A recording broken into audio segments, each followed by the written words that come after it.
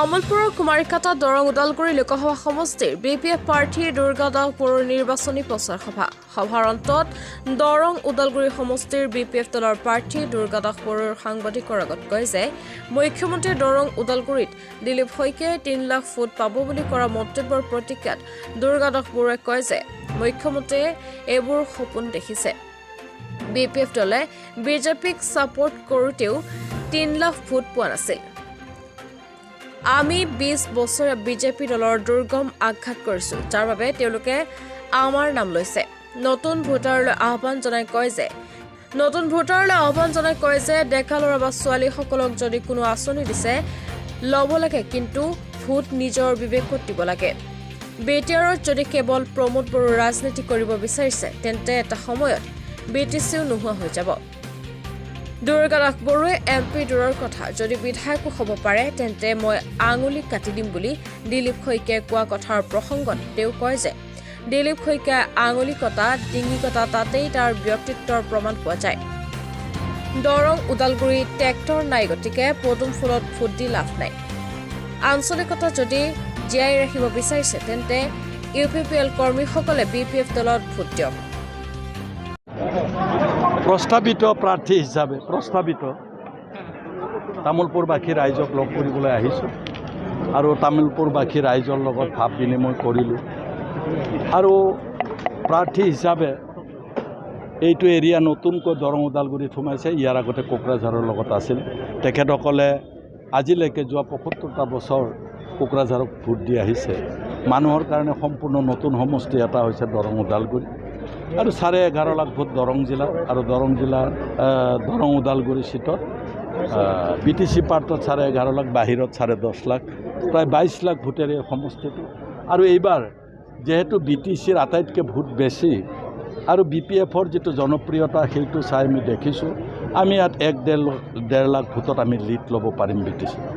আৰু যদি আমি তেনেধৰণে ইতিমধ্যে বাহিৰত আমাক AIDFে সমৰ্থন দিয়াৰ কথা আপোনালোকে দেখিছে। বিধায়কে নিজেই মুজিবুৰ ডাঙৰীয়াই নিজেই আমাৰ হৈ প্ৰচাৰত নামিছে, তেওঁৰ দলীয় কৰ্মীসকলে প্ৰচাৰত নামিছে আৰু কংগ্ৰেছীসকলেও তেওঁলোকে জিকাব নোৱাৰিম বুলি ভাবিছে নিজৰ প্ৰাৰ্থী। এসময়ত AIDFে ভোট দিলে, তেওঁলোকক তেতিয়াও হাৰিছে। এসময়ত তৰুণ গগৈৰ দিনত আমিও ভোট দিছিলোঁ কংগ্ৰেছক, কিন্তু তেতিয়াও তেওঁলোকক নিজিকিলে। এতিয়া AIDFো নাই, BPFো নাই, তেওঁলোক নিশকতীয়া হৈছে। গতিকে তেওঁলোকে ক'ৰবাত 1 লাখ বা 1 লাখৰ তলত ভোট পাব।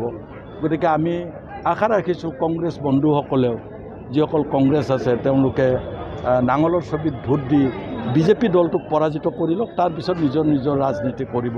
আমি সেইটো আহ্বান জনাইছোঁ।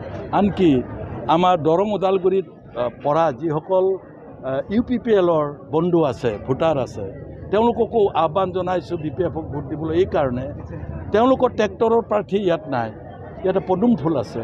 গতিকে তেওঁলোকে যদি বিটিচিটোত সঁচাকৈ তেওঁলোকৰ নিজৰ আঞ্চলিকতা বাদত ধ্বজাখনো উৰি থকাটো বিচাৰিছে, কোনোবা এটা আঞ্চলিক ৰাজনৈতিক দলক সহায় কৰক। ভোটাৰসকলৰ কোনো ৰাজনীতিৰ প্ৰশ্ন নাই, উচিত মানুহক ইয়াৰ পৰা নিৰ্বাচিত কৰিব লাগে। মই তাকেই আহ্বান জনাইছোঁ। মইতো কৈছোঁ যে 3 লাখ বিপিএফে দিওঁতেও 3 লাখ পোৱা নাই, কোনো মতে 1,40,000ত জিকিছে তেওঁলোকে। এতিয়া মুখ্যমন্ত্ৰী ডাঙৰীয়া 3 লাখ নহয়, মানে বেলেগে ভোট নাপায় বুলিও ক'ব। তেওঁ নিজৰ দলীয় কৰ্মী নেতাক উৎসাহিত কৰিবই বিভিন্ন ধৰণে। আমি যেনেকৈ আটাইতকৈ কম ভোট পাম বুলি ভবা মানুহজনো জিকিম বুলি অংক কৰি থাকে। গতিকে মুখ্যমন্ত্ৰী ডাঙৰীয়া তেওঁলোকে 20 বছৰ ইয়াত জিকিছে। তেওঁলোকৰ দুৰ্গ ইয়াত 20 বছৰ জিকাত যিটো দুৰ্গ আছে, সেই দুৰ্গটোত আমি নিশ্চয় ক'ৰবাত আঘাত কৰিছোঁ, যাৰ কাৰণে আমাৰ নাম ল'বলগীয়া হৈছে। প্ৰত্যাহ্বান নিশ্চয় হ'ব। আপোনালোকে গম পাইছে, আমাতকৈ ভালকৈ জানে প্ৰত্যাহ্বান যে হ'ব। নতুন ভোটাৰসকল আজিকালি যথেষ্ট জানে, ল'ৰাবিলাকে নতুন ভোটাৰসকলে বিভিন্ন বেনিফিট দি পেলাই বেনিফিচাৰিজ হিচাপে বহু মহিলাক বেনিফিচাৰিজ হিচাপে ভোট পাবৰ কাৰণে ব্যৱহাৰ কৰিব বিচাৰিছে। ডেকা ল'ৰাসকলকো বেনিফিচাৰি কৰি পেলাই ভোট পাব বিচাৰিছে। মই ভাবোঁ যদি চৰকাৰে ডেকা ল'ৰাক মহিলাসকলক কিবা দিছে ল'ব লাগে, তেওঁলোকৰ একো ভুল নহয়, কিন্তু তেওঁলোকে বিবেচনা কৰি ভোটটো দিব লাগে। তেওঁ যদি তেনেকৈ কৈছে, তেতিয়াহ'লে বি টি চিও নাথাকিব তেওঁ কেইদিনমান থাকিলে।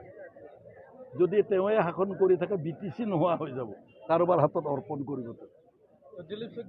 ষ্টেডিয়াম বনাই দিছে তেওঁ, ইয়াত গোটেই ৰাস্তা ঘাট তেওঁৱে বনাইছে, এটা বিগ জিৰ'। ইয়াততো তেওঁ কাম কৰাই নাই, ইয়াত এইটো কোকৰাঝাৰ পৰে। ইয়াতে যদি কাম কৰিছোঁ বুলি কৈছেতো এইটো মূৰ্খ হ'ব দেখোন, তামোলপুৰত যদি কৰিছোঁ বুলি। আমাৰ বি টি চিত কা যিহেতু প্ৰযোজ্য নহয় আৰু আমাৰ বি পি এফ দলৰ কা সম্পৰ্কে কোনো মন্তব্য নাই, আমি এতিয়ালৈকে মন্তব্য প্ৰকাশ কৰা নাই কা সম্পৰ্কে। আঙুলি কাটা, ডিঙি কাটা, ভৰি কাটা, মানুহৰ কোৱালিটিটো এই কথাবিলাকেতে প্ৰমাণ পোৱা যায়। তেওঁৰ কোৱালিটিটো সিমানেই। তেওঁ ভয় খাইছে নেকি আঙুলি কাটা যাব, ডিঙি কটা যাব? তেওঁ আকৌ বিধায়কলৈ গৈছে, এম পিত যোৱা নাই। এম পিত কিন্তু তেওঁ কোৱা নাই, বিধায়কৰ কথাহে কৈছে। মই ভাবিছোঁ আমি তেওঁলোকক বেয়াকৈ কোৱাৰ কোনো অৰ্থ নাই। আমি যি পজিটিভ কথা ক'ম, আমি যি পজিটিভ কাম কৰিম সেই কথাই কৈছোঁ আজি। তেওঁলোকে পজিটিভ কথা ক'বলৈ তেওঁলোকৰ ৰাস্তা নাই, বন্ধ। পজিটিভ কথা ক'লে আজি 5 বছৰত ইমান এণ্টি ইষ্টাব্লিছমেণ্ট দিলীপৰ বিপৰীতে নহ'লহেঁতেন। আজি মুখ্যমন্ত্ৰীয়ে ওদালগুৰি মিটিঙত কৈছে। তামোলপুৰৰ পৰা আনন্দ ৰামছেৰ ৰিপৰ্ট, অমৃত নিউজ। অমৃত প্ৰবাহ অসমীয়া সাপ্তাহিক কাকতৰ ডিজিটেল সংস্কৰণ অমৃত নিউজ, সত্যৰ সন্ধানত অমৃত নিউজ।